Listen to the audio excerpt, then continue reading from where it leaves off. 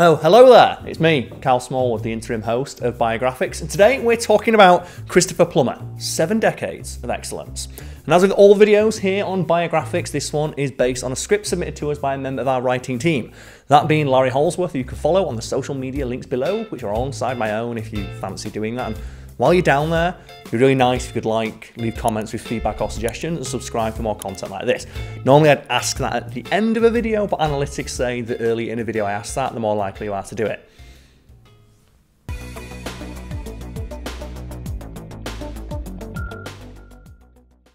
In 1965, the musical film The Sound of Music, adapted from the Broadway play of the same name, appeared to huge international success. The film's popularity led it to surpass Gone with the Wind as the biggest box office hit of all time and reaffirmed the superstardom of singer-actress Julie Andrews. It also vaulted the hitherto unknown lead actor Christopher Plummer into the front rank of film actors. Unknown, that is, to mainstream film audiences. By 1965, Christopher Plummer was well known and highly regarded stage actor, having earned considerable plaudits for his performances on New York's Broadway, London's West End, and in Shakespeare festivals and repertoires in the United States, Britain, and Canada. His career, which eventually spanned over 7 whole decades, led him to winning Best Actor awards for theatre, the Tony Award, film, the Academy Award, and television, the Primetime Emmy Award, the so-called Triple Crown of acting. To date, he remains the only Canadian to be thus decorated.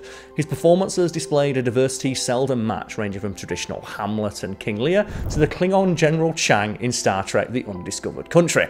As Chang, he observed that Shakespeare should be read in its original Klingon. In stage, film, and television, he portrayed historical figures such as the Duke of Wellington, Kaiser Wilhelm II, and actors such as John Barrymore, the billionaire Jean-Paul Getty, and television correspondent Mike Wallace. He also portrayed Charles Dickens, Rudyard Kipling, the Roman Emperor Commodus, the Conquistador Juan Pizarro, and many other too numerous to list. But I did scroll through his IMDb page to find the more, shall we say, forgotten roles of his career, which I'll discuss towards the end. But on with the script. Yes, he became largely known and connected with his role as Von Trapp, a role he frequently spoke of disparagingly, calling it, and I quote, a bit like flogging a dead horse. Eventually, he came to regard the film and his role in it more fondly, though he did ask The Guardian in 2018, and I quote once again, "Don't these people ever see another movie? Is this the only one they've ever seen?" Compared to his body of work, the question does beg an answer. But we have to start, as we often do, at the beginning.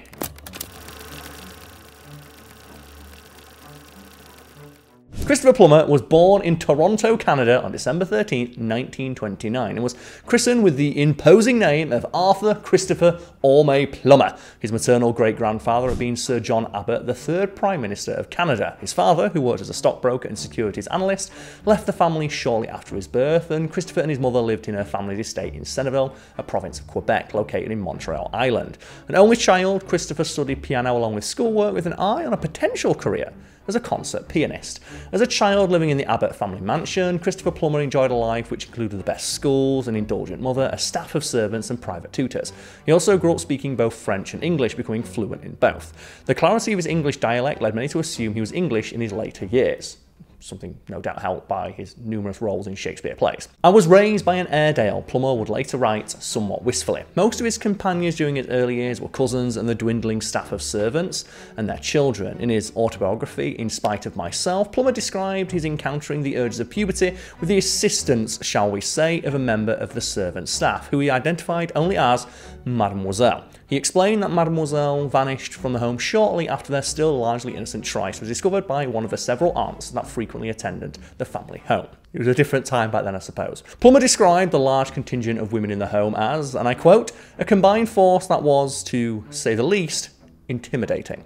In such an atmosphere, Plummer grew up enjoying things like tennis parties, formal teas at 5 p.m, and listening to and making music. Music of the beautiful kind with Mademoiselle, apparently. He became engrossed with the theatre and acting, fascinated by the great actors of his day, especially John Barrymore.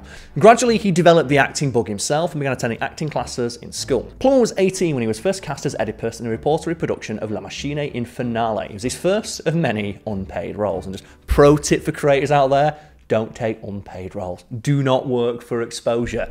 As the old saying goes, people die of exposure. One thing of note about this role, though, is that Plummer was assigned an understudy who was a fellow Canadian actor by the name of William Shatner. Yes, that's William Shatner, which formed a friendship which lasted till the end of Plummer's life.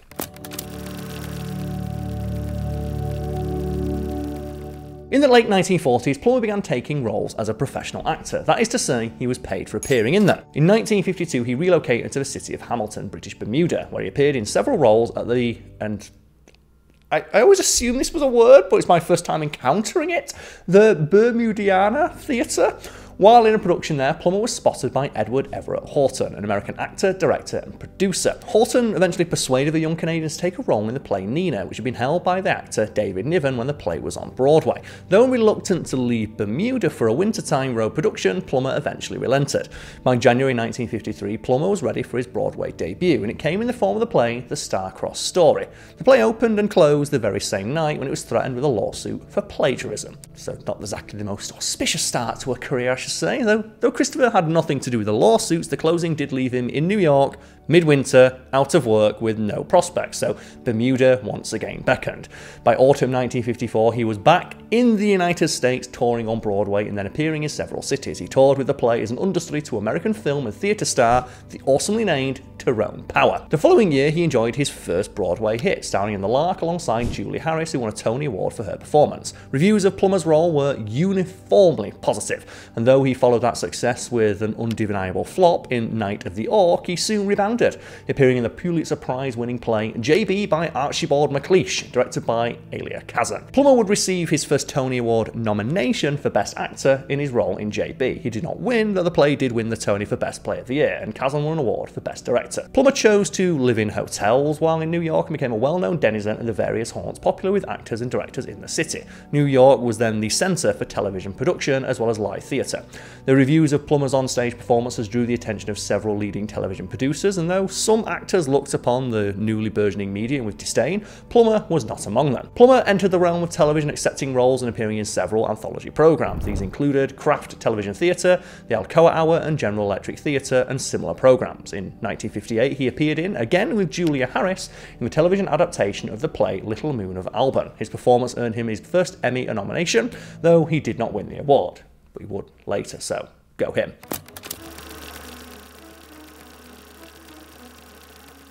In the early days of his acting career and throughout most of the 1960s, Christopher Plummer carried the reputation of, shall we say, enjoying life on a level above what others would in the bars and restaurants of New York, Los Angeles, London, Toronto, and wherever else he happened to hang his hat. While his career was still young, his reputation as a heavy drinker with a propensity to chase women caused some directors and producers to question hiring him to appear in their productions, though Plummer's professionalism at work always served to reassure them. While filming Inside Daisy Clover in 1965 with Natalie Wood, Plummer first expressed surprise at the hospitality bar, which remained open as long as filming continued throughout the day, often opening at 9 in the morning. Soon he was availing himself of its content. He also wrote of his longing for Natalie Wood during filming, and he found a competitor for her affections in the form of Frank Sinatra. Yes, that Frank Sinatra, who according to Plummer was then filming on an adjoining soundstage. Sinatra reportedly spent an inordinate amount of time on the set of Inside Daisy Clover, always with Natalie, to Plummer's own chagrin. While in New York, he was a regular at the famous Algonquin Hotel bar and a frequent visitor to the actors' hangouts, including Sardi's, 21, and other Manhattan watering holes. Among his drinking and dining buddies were Laurence Olivier, husband and wife Jason Robards and Lauren Bacall, David Niven, Rex Harrison, Richard Burton, Peter O'Toole, and other leading lights of the stage and film of the day. So he wasn't exactly just rolling with the plebs, we should say. According to Plummer, his drink of choice during this period was scotch, along with fine champagnes and other wines. He also developed a reputation as something of a gourmand, enjoying fine dining, especially French cuisine. He also enjoyed his personal pleasures, preferring through the 60s to travel to and from Europe by ocean liner that still plied the Atlantic on scheduled voyages.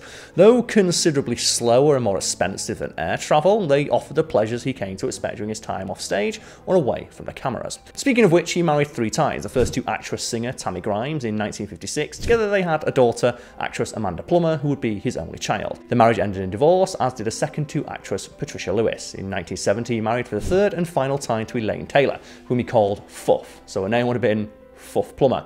Fuff Plummer. She remained his wife, travelling companion, and personal assistant for the rest of his career, providing a calming presence to the formerly rambunctious playboy. Unlike many actors of his day, Plummer was inordinately careful to ensure that his enjoyment of life, shall we say, did not have a negative impact on his work, though he was not so circumspect when it came to his own private life. By his own admission, during his first wife's labour with their only child, he left to find a bar and drink, later saying, "Coward that I am, I'm afraid I couldn't take it anymore. and left. His womanizing and drinking contributed to the end of both his first and second marriages, as he freely admitted later in interviews. Despite this, he never completely gave up drinking, stating that during his third marriage he limited himself only to wine. His third wife also prepared the French cuisine he loved so much at their home in Western Connecticut, which became their American base, far from the likes of Hollywood and the taverns of New York. As he would later say, she can cook a French dinner that tastes like a French dinner, but isn't as fattening. And this isn't to say that Plummer gave up the finer things in life, just that he indulged in them more selectively after that point, reportedly travelling first class whenever he could, and always being seen wearing custom-made clothes from Savile Row and similar establishments.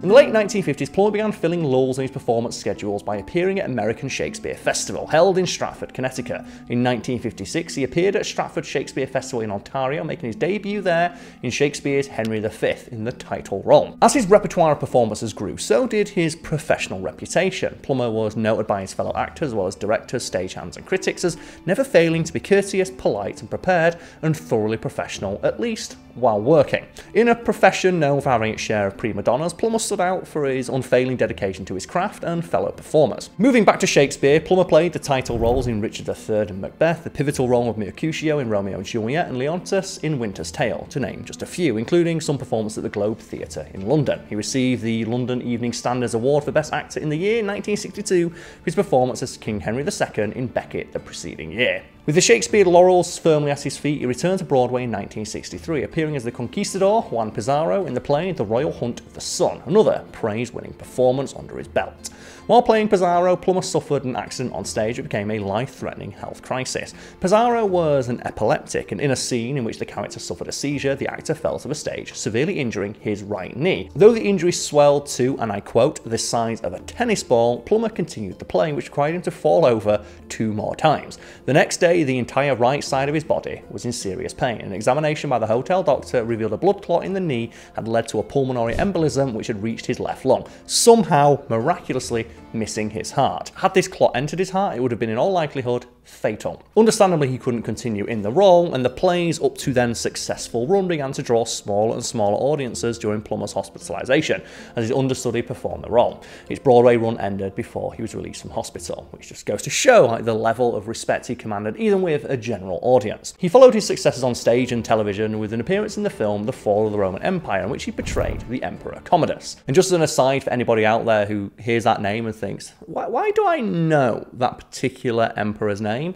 That is the role Joaquin Phoenix played in Gladiator. We'll bring it back to The Fall of the Roman Empire. The film, the epic, and the string of reviews from critics, as well as his professional reputation, drew the attention of Robert Wise, an American director intent on bringing the successful Broadway musical, The Sound of Music, to the silver screen. Wise approached Plummer, who, though he had his doubts about the script, nonetheless accepted the role of George Van Trapp, opposite Julia Andrews as his housekeeper/nanny, Maria. He would long regret this decision.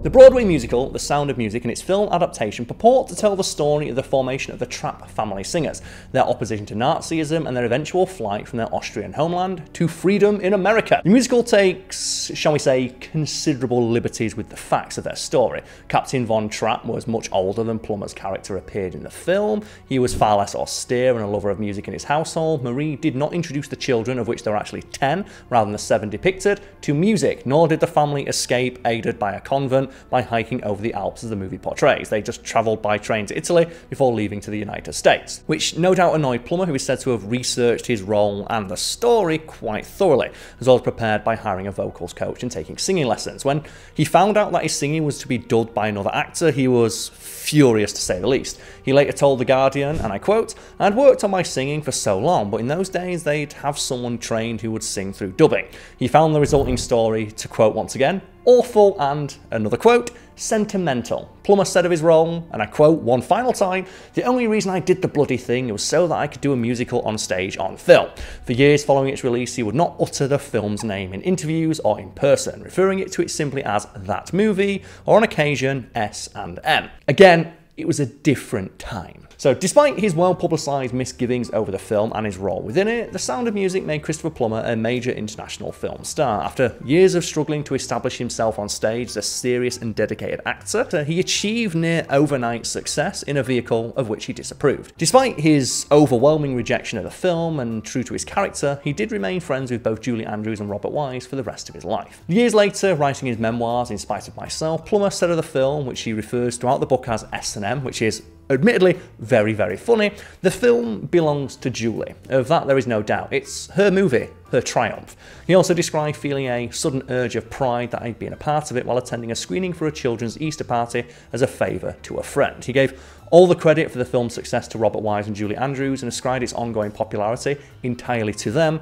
rather than himself. The success of The Sound of Music created a demand for Plummer as a film actor, which allowed him to command large salaries for roles he selected largely at his own leisure. He selected film roles with an eye for how their productions would affect his stage roles. In the years which immediately followed The Sound of Music, he appeared in several films in a widely diverse range of roles, filmed in Europe and the continental United States.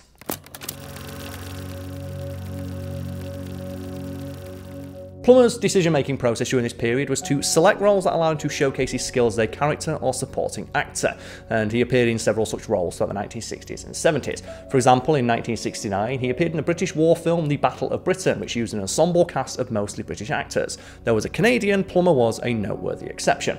In 1970, he appeared as the Duke of Wellington, opposite Rod Steiger as Napoleon in the war epic Waterloo. Neither film was particularly successful. Moving on, he diversified his portfolio by portraying Rudyard Kipling in a small role supporting Sean Connery and Michael Caine in The Man Who Would Be King. He followed up his performance as Sherlock Holmes in the 1979 Murder by Decree. He also had a major role in the 1975's The Return of the Pink Panther, and despite achieving some success in films, he continues largely to focus on stage in London and New York as well as his native Canada.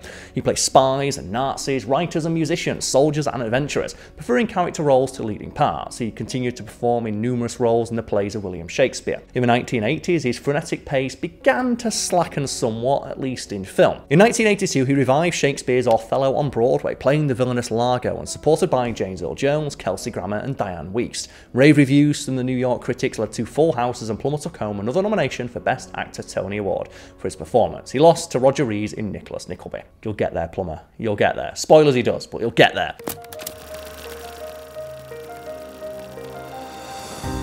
In 1997, Christopher Plummer received his second Tony Award for Best Actor, his first for a dramatic role, for his role as John Barrymore in the Broadway play Barrymore. Plummer credited the award to the ghost of John Barrymore, which he claimed inspired him nightly. Plummer gave credit to the spirits of several of the historic personages he portrayed during his career, including Leo Tolstoy, Kaiser Wilhelm II, and Rudyard Kipling. He also wrote of hearing ghostly voices in homes he owned at different times during his long career, especially in a house near Los Angeles where he lived with his wife for a time in the early 1980s. Whether he was inspired by the spirits or not, his film roles had yet to achieve the levels of critical acclaim he received for his stage performances, and it wasn't until 2009 that he received a nomination for the Best Supporting Actor Oscar for his role as Leo Tolstoy. He did not win. In 2011, he received the Oscar for Best Supporting Actor for his performance as an elderly man coming out as gay in Beginners. When he won, he self-depreciatingly quipped to the statue, "Where have you been all of my life?" At the time, he was the oldest actor to ever win a competitive Oscar. He received a third nomination for his role as J. Paul Getty in All the Money in the World. Plummer stepped into the role after Kevin Spacey had completed filming and, Christopher Plummer was widely lauded for stepping into the role so seamlessly, turning reshoots that realistically could have taken weeks if not months, just a few days. Just a credit to his professionalism and skill as an actor. As an elder statesman of the stage, he continued to perform Shakespeare at Stratford, occasionally rewriting lines to better fit the innovative approach he took to some of his roles. He performed as King Lear, depicting the titular king as having suffered a stroke prior to the events of the play. The role drew critical acclaim. Other, perhaps less well-received projects that Plummer nonetheless lent his considerable talent and the cachet his name carried to include, and these are the ones that I researched myself and I'm very excited to share them with you now, National Treasure starring Nicolas Cage, a crappy 2001 Dracula movie in which he plays Van Helsing opposite, of all people, Gerard Butler as the titular vampire lord, and also, probably the role of his career was in 2015 when he appeared in the animated, lesser-known film Pixies, where he played the role he was born to play, King Pixie. Lesser-known roles, he played Charles Muntz in the film Up, and he also reprised the role in a Disney Connect game for the Xbox 360. So, A long and varied career, we should say. Also in the 21st century, he received Emmy nominations for his performances in Nuremberg, The Money Changers, for which he won, and On a Golden Pond, for which he was reunited with Julie Andrews. He was actually scheduled to play the title role in a film version of King Lear in 2021, though he died before the project began production. Speaking of which, Christopher Plummer unfortunately died in his Western Connecticut home on February 5th, 2021, aged 91. According to reports in some media, the cause of his death was complications from a fall which had occurred some 2 weeks earlier. His manager of more than 40 years described Plummer as, and I quote one more time, "An extraordinary man who deeply loved and respected his profession with great old-fashioned manners, self-depreciating humour and the music of words. He was a national treasure who deeply relished his Canadian roots." Although no longer the oldest person to win an acting Oscar, with Anthony Hopkins achieving that distinction in 2021, he remains the oldest to have ever been nominated, receiving that nod for All the Money in the World in 2018 at the age of 88. Despite all of his accolades, Plummer chose to remain humble. In his 2008 autobiography, which I've already quoted from previously, he led the chapter which discussed the sound of music with a quote from the American actor Doug McClure. "Watching The Sound of Music," McClure wrote, "is like being beaten to death by a Hallmark card. Such was the self-depreciating nature of one of the film, stage and television's greatest, most prolific performers of all time." So I hope everybody out there found this video to be educational, informative and entertaining. I certainly found the script to be all three of those things, and if you think so too, you can go let the author Larry Holsworth know at the links you can find below. Also down there are links to my own socials, my own other projects, Wiki Weekends and Fact Theme with Carl Smallwood. You can leave a like, leave a comment with suggestions and feedback for future videos, and as always, subscribe for more content like this, and go out there and have the day you all deserve. Also, just watch more movies. I'm a big proponent of the idea of watching movies that you either don't think are for you or are generally considered to be bad or just very average. I'm a huge proponent of the 6 or 7 out of 10, just because it helps just broaden your horizons. Like, even if the movie isn't that good, it will always have value in teaching you what you do and do not like. And just, yeah, as someone who greatly enjoys consuming and enjoying discussing media, I'm always going to be a person who says, go watch more movies, however bad you think they are. Cheers.